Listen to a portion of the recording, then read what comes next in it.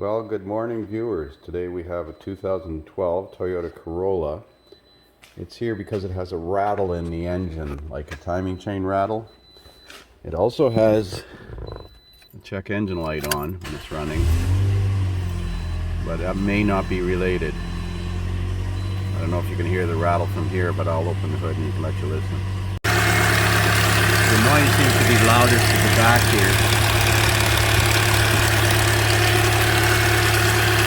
I listened with a stethoscope, and it's not coming from the alternator or the one-way clutch. So we're going to probably take the serpentine belt off and listen to it like that. But I also want to scan it to see what codes it's got in it. I just realized that I actually counted the numbers on the VIN incorrectly. It's actually a 2009 Corolla. So when it was in here last time, I scanned it some time ago. It had, that was back in May of last year. It had an oxygen sensor code and evap system leak detected code. There were a number of issues at it at the time. So we're going to scan it again today and see if we have anything of major concern. It's got 268,000.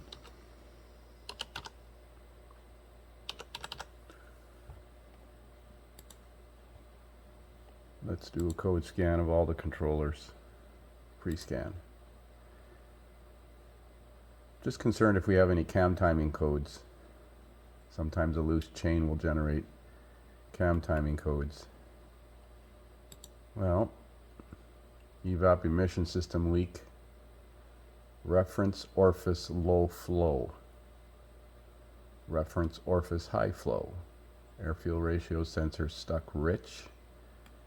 Evap leak detection pump stuck off.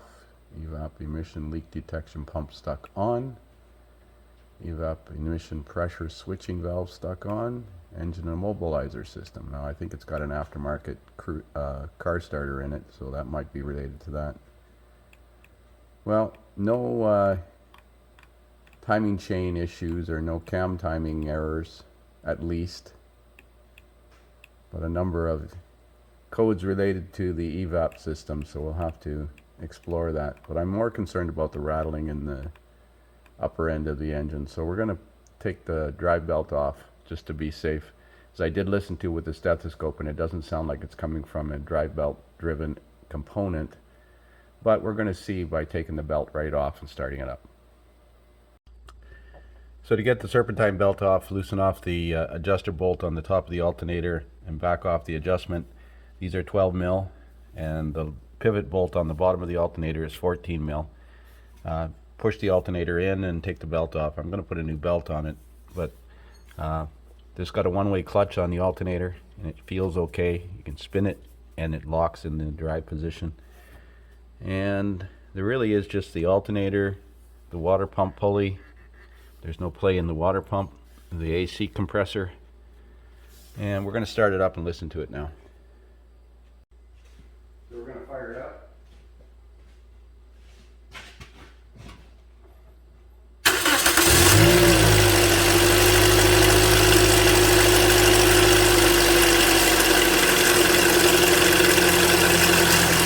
It actually sounds worse now. Well, let's pull the valve cover off this thing and have a look inside. So to remove the valve cover on this thing, we're going to have to disconnect some electrical connections, some ground wires, remove the coils, disconnect the cam timing solenoids, and vacuum. Looks like a vent hose off the PCV back here, and no, that's the PCV, and this is the vent hose for the PCV. Looks like the fuel lines are attached here. So let's get started. So blow the top of the engine off to get any loose debris. Remove the 4 coils, disconnect all the electrical connectors from the 2 cam timing solenoids. There's clips that hold the harness back here, here, and over here. Remove the canister purge solenoid, put it off to the side. Now this rigid pipe is actually part of the evap system, I think. So I'm going to take this bracket off here, and hopefully that pipe will move out of the way. we should be able to leave the solenoids and the cam sensor, this is a cam sensor in place. Yeah, tuck the harness back behind the valve cover.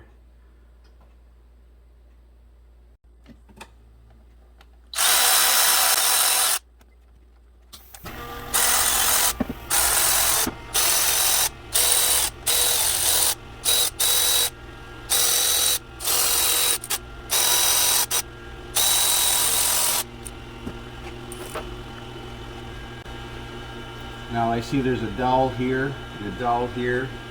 There's probably dowels on the back of the valve cover as well.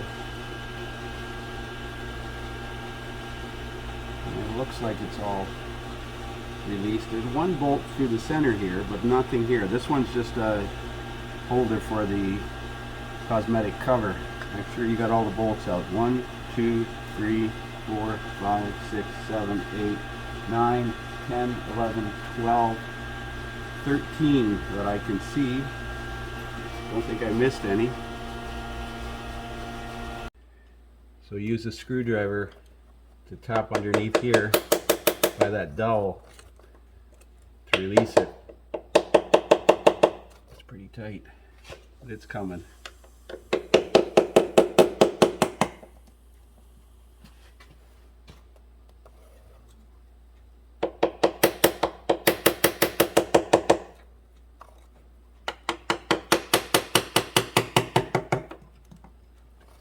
I wonder if there's any dowels back here.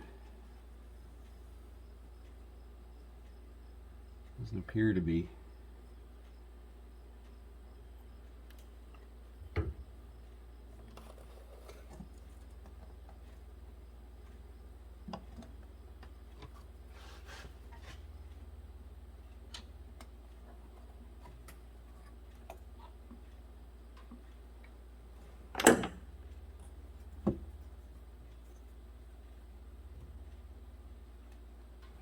We got a pry bar. So I'm going to try a panel removal tool here to release it at the back. It's got to come off these spark plug grommets, so they're pretty brittle with age. There we go.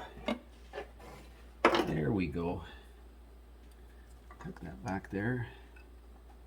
Should be able to lift this off. Gasket. It's pretty clean inside.